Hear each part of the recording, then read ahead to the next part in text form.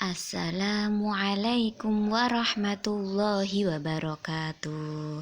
Sabahul khair, kaifa halukum? Semoga semuanya dalam keadaan sehat-sehat ya anak-anak hebat kelas 3. Oke, hari ini kita akan belajar akidah akhlak. Babnya adalah akhlak terpuji. Apa aja sih yang termasuk akhlak terpuji? Ada rendah hati, santun, ikhlas, kasih sayang, taat, dan patuh kepada orang tua. Sebelum kita mulai pelajaran, mari kita baca basmalah. Haya bina nabtadi darsana biqiraati basmalah. Bismillahirrahmanirrahim. Oke, siapkan alat tulisnya juga ya, atau buku akidah akhlak LKS. Mungkin nanti ketika ada materi yang belum jelas atau ada materi yang penting di buku bisa digarisbawahi ya anak-anak ya. Oke, sambil nonton video sambil menggarisbawahi hal yang penting yang ada di dalam LKS. Yang pertama adalah rendah hati. Rendah hati itu apa sih? Rendah hati itu disebut juga tawadu. Tawadu kepada Allah adalah sikap merendahkan diri terhadap ketentuan-ketentuan Allah. Jadi maksudnya di sini tidak boleh sombong tawadu itu ya.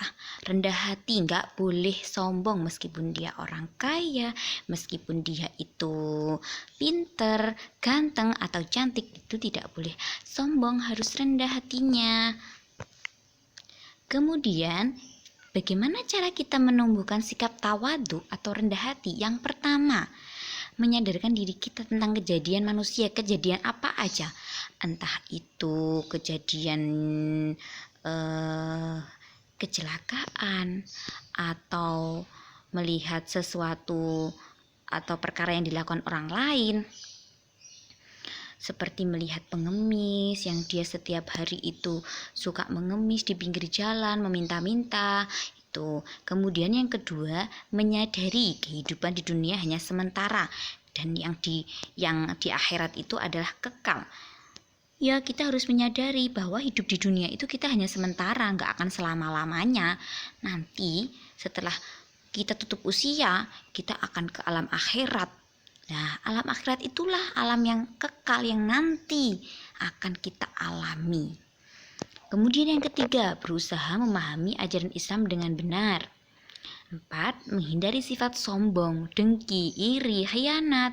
Ya, orang yang sudah tawadu atau sudah rendah hati, dia itu tidak akan punya sifat sombong, iri melihat temannya yang sekarang itu menjadi kaya, lihat temannya yang pintar.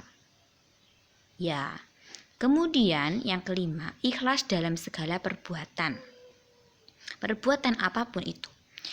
6. Bersabar atas segala cobaan dari Allah. Ketika Allah memberikan cobaan kepada kita, kita harus sabar. Allah memberikan cobaan kepada kita itu tandanya adalah Allah sayang kepada kita. Oke, selanjutnya bersyukur atas nikmat Allah. Bagaimana cara bersyukurnya? Dengan mengucapkan alhamdulillah, ataupun ketika kita nikmat kita dikasih nikmat rezeki yang banyak, yang lain kita sedekahkan sebagian harta kita kepada orang lain. Yang terakhir, menjadi orang pemaaf ketika kita sedang pernah bertengkar sama teman. Jangan lama-lama bertengkarnya, gak boleh lebih dari 3 hari. Kita harus jadi orang pemaaf. Kalau sudah selesai bertengkarnya, terus kita harus menyadari, maafkan saya ya, tadi sudah ngolok-ngolok kamu gitu. Yang kedua adalah sikap santun. Akhlak terpuji yang kedua adalah santun.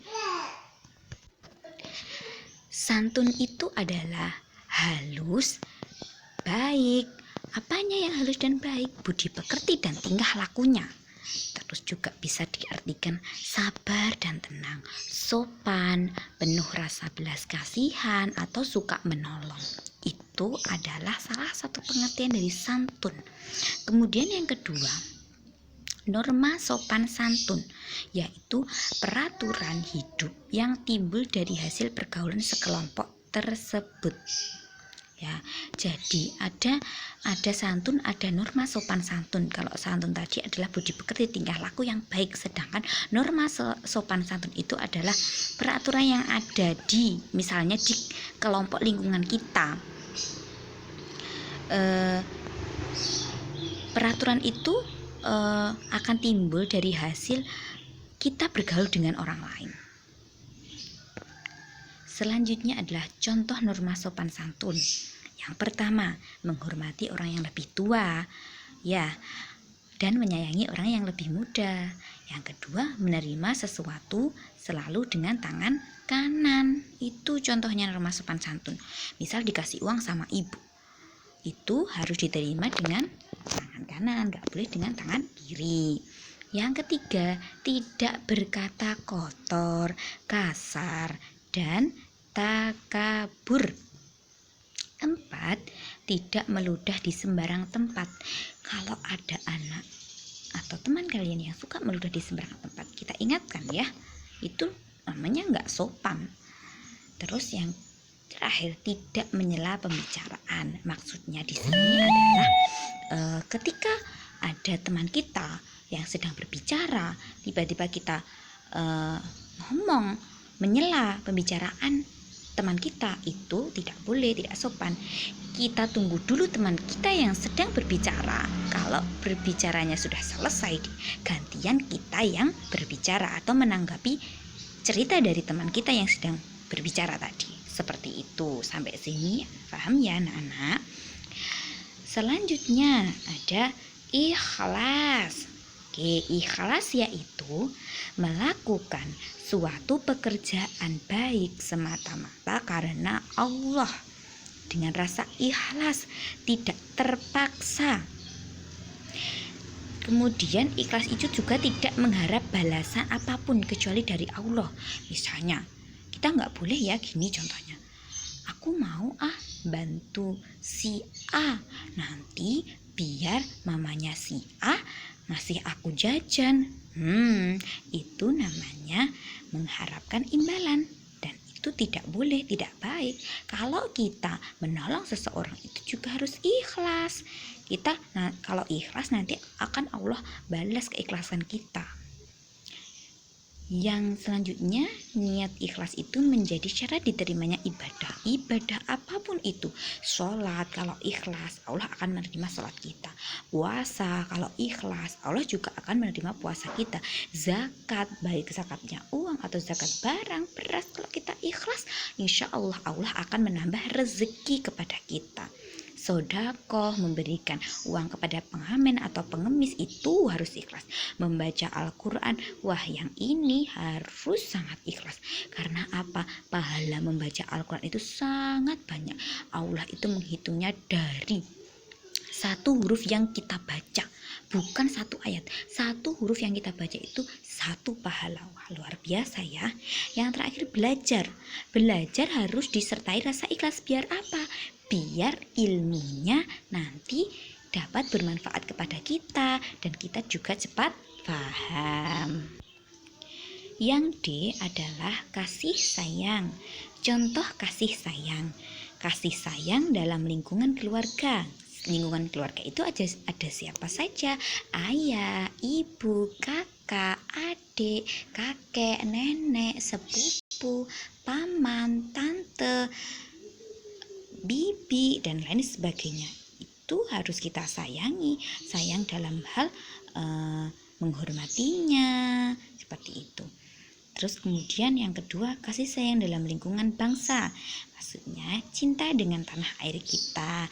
Dengan apa? Dengan cara memakai produk yang dibuat oleh negara kita. Itu salah satu cinta lingkungan bangsa. Yang ketiga, kasih sayang dalam lingkungan keagamaan. Misalnya lingkungan keagamaan itu apa ya? Ya, dengan kita sayang dengan orang-orang di lingkungan ketika pengajian misalnya. Yang keempat, kasih sayang dalam bentuk peri kemanusiaan. Peri kemanusiaan itu apa? Kita suka menolong, membantu orang-orang yang kesusahan. Yang kelima, kasih sayang kepada sesama makhluk. makhluk. Maksudnya hewan juga bisa kita kasih sayang sama hewan dengan cara memberi makan kepadanya. Jangan hanya kepada manusia ya, kepada hewan. Terus kalau kasih sayang sama tumbuhan-tumbuhan itu juga makhluk, dengan cara menyirami tumbuhan tersebut. Oke, selanjutnya kasih sayang dalam diri kita itu bisa diwujudkan dalam bentuk satu, pemurah. Pemurah itu apa? Pemurah itu orangnya nggak pelit, ya, sering sedekah. Yang kedua, tolong menolong, suka menolong orang-orang atau teman-teman yang sedang kesusahan. Yang ketiga, pemaaf, segera meminta maaf ketika kita punya salah kepada orang tersebut. Yang keempat, damai, nggak suka bertengkar. Nah, itu juga salah satu bentuk kasih sayang. Yang kelima, persaudaraan. Kita harus jalin persaudaraan dengan baik, mau baik itu dengan saudara dekat, saudara jauh. Kita harus jalin persaudaraan. Misal kalau saudara jauh, kita bisa teleponan atau video call. Kalau saudara dekat, kita bisa silaturahim ke tempatnya. Yang keenam, menghubungkan tali kekeluargaan atau silaturahim bersama dengan persaudaraan. Kita harus saling silaturahim kepada keluarga kita. Karena apa? Orang yang suka bersilaturahim itu rezekinya akan bertambah, kemudian umurnya juga akan bertambah. Maka siapa yang tidak suka bersilaturahim, umurnya akan cepat berkurang dan rezekinya tidak ditambah sama Allah ya. Yang adalah taat. Taat itu berarti tunduk, sedangkan aturan, tindakan atau perbuatan yang harus dijalankan. Kemudian kalau pengertian taat pada aturan itu sikap tunduk kepada tindakan atau perbuatan yang telah diatur. Aturan itu terdapat di mana saja ya anak-anak. Di sekolah ada aturan, di rumah juga ada peraturan, di lingkungan masyarakat ada peraturan, di mana saja kita berada itu pasti ada peraturan. Peraturan itu harus kita taati. Wajib kita menaati aturan yang berlaku. Kalau kita taat kepada Allah, berarti aturan yang harus kita taati itu berada di Al-Quran dan hadis. Misalnya di Al-Quran dijelaskan kita harus berpuasa Ramadan, karena puasa Ramadan itu hukumnya wajib. Maka kita harus atau wajib puasa di bulan Ramadan.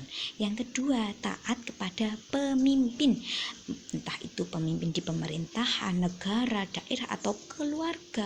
Kalau di keluarga misalnya, di rumah itu misalnya ada peraturan sholat 5 waktu wajib berjamaah dengan semua anggota keluarga, ya harus kita taati ya. Kemudian peraturan di pemerintahan misalnya membayar pajak setiap bulan misalnya, itu juga harus kita taati selagi peraturan itu ada baik, tidak merugikan kita. Kemudian nanti dengan peraturan tersebut menjadi tertib, maka harus kita jalankan atau wajib kita patuhi. Seperti itu. Contoh taat. Yang pertama, menjalankan perintah dan menjauhi larangan Allah. Perintah Allah itu apa? Kita disuruh sholat, disuruh zakat, puasa, disuruh bersedekah. Itu harus kita taati. Larangan Allah itu apa? Mencuri, berbohong misalnya, dan lain sebagainya. Hal-hal yang negatif-negatif dilarang Allah, maka juga harus kita taati. Yang kedua, berbuat kebaikan kepada sesama. Kebaikan itu banyak sekali. Menyingkirkan duri di tengah jalan itu juga suatu kebaikan. Kita senyum itu juga kebaikan. 3. Ikhlas dan sabar dalam beribadah. 4. Menjalankan aturan dan tata tertib di rumah.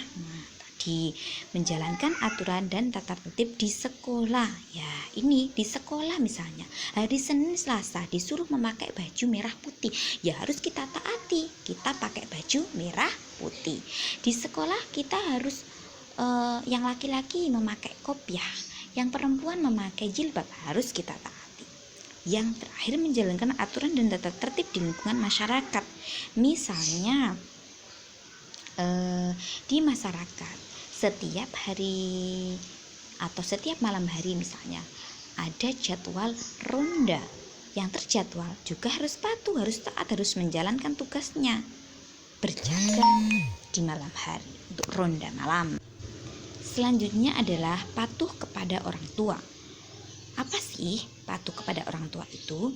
Bersikap hormat kepada orang tua dengan tidak membantah, tidak berkata kasar, atau berbicara dengan tidak sopan. Berbicara dengan sopan, suka membantu, selalu mendahulukan orang tua dalam melakukan aktivitas, dan tidak pernah memarahi orang tua. Kita tidak boleh sampai durhaka kepada orang tua. Kalau kita durhaka kepada orang tua, nanti pasti masuk neraka. Wong kita aja itu ya, Dek, berkata kepada orang tua itu tidak boleh, apalagi membantah apa yang dikatakan orang tua. Selanjutnya, syarat menjadi anak berbakti. 1. Mengutamakan ridho dan kesenangan kedua orang tua daripada ridho diri sendiri, istri, anak, maupun orang lain. Jadi apapun yang akan kita lakukan itu harus mendapatkan ridho dari orang tua, karena ridhonya Allah itu terdapat pada ridhonya orang tua. Yang kedua, menaati orang tua atas semua yang diperintahkan dan dilarang. Kalau orang tua berkata, kamu tidak boleh, misalnya kamu tidak boleh bermain di siang hari kamu harus istirahat, maka harus kita patuhi. Yang ketiga, memberikan untuk kedua orang tua apa yang disenanginya sebelum mereka meminta. Misalnya orang tua itu senang sekali kalau kita rajin puasa Senin Kamis, maka kalau sebelum orang tua memerintahkan kepada kita sadar, oh iya hari ini Senin, aku harus puasa nanti biar papaku senang dan juga aku dapat pahala dari Allah, seperti itu. Selanjutnya, keutamaan berbakti kepada orang tua. 1. Dicintai Allah. 2. Masuk surga. 3. Panjang umur dan diluaskan rezekinya. 4. Semua amal soleh diterima dan kesalahan diampuni oleh Allah. 5. Mendapat ridho Allah. Selanjutnya, diterima doanya dan hilang kesusahan. Selanjutnya, lebih utama daripada hijrah dan sehat. Selanjutnya, orang tua ridho dan mendoakan kita. Anak kita akan berbakti kepada orang tua. Kalau kita hari ini berbakti kepada orang tua, nanti keturunan kita, anak kita juga akan berbakti kepada kita. Selanjutnya, tidak akan menyesal. Terus dipuji banyak orang. Dan berbakti kepada orang tua itu juga merupakan sifat para nabi, dan nantinya juga akan menghilangkan kesulitan-kesulitan yang akan kita hadapi. Yang terakhir, kisah Nabi Ismail. Siapakah sih Nabi Ismail itu? Nabi Ismail adalah putra Nabi Ibrahim dan Ibu Hajar. Beliau itu adalah anak yang sangat patuh kepada orang tua. Ketika Allah menyuruh Nabi Ibrahim untuk menyembelih putranya Ismail, maka Ismail pun patuh dan mau untuk disembelih oleh ayahnya. "Iya ayah, saya siap untuk disembelih." Bayangkan ya, Ibrahim menyembelih putranya atau Ismail itu patuh banget, siap untuk disembelih. Karena itu bukti ketaatannya Ibrahim kepada Allah. Maka dengan kepatuhannya tersebut Allah menggantikannya dengan seekor domba, dan Allah mengangkatnya ke surga. Karena Ismail ikhlas mau disembelih, Allah langsung menggantikannya dengan seekor domba, dan sampai sekarang Ismail itu dia berada di surga. Kemudian dari sini kita dapat meneladani dengan menyembelih hewan kurban setiap hari raya Idul Adha. Anak-anak di rumah, khususnya kelas 3, apakah kalian sudah berbakti kepada orang tua seperti Nabi Ismail? Kalau belum, silahkan membiasakan diri untuk berbakti kepada orang tua ya. Entah itu di rumah kita membantu, memasak, membantu membersihkan rumah, rajin belajar, dan sebagainya, itu dapat membanggakan hati orang tua. Kalau orang tua itu bangga kepada kita, ridho dengan apa yang kita lakukan, maka Allah juga akan sayang kepada kita. Orang tua sayang kita, Allah juga akan sayang kita. Oke, sekian, terima kasih pembelajaran dari Ustazah. Tetap semangat belajar di rumah, rajinlah beribadah dan tetap menjaga kesehatan dengan rajin mencuci tangan dan selalu memakai masker ketika keluar rumah. Sampai ketemu lagi di pembelajaran selanjutnya. Hayya nahtatim darsana biqiraati hamdalah wa kafaratul majlis. Alhamdulillahi rabbil alamin. Subhanakallahumma wa bihamdika asyhadu an la ilaha illa anta astaghfiruka wa atubu ilaik. Wassalamu alaikum warahmatullahi wabarakatuh. Ila liqa.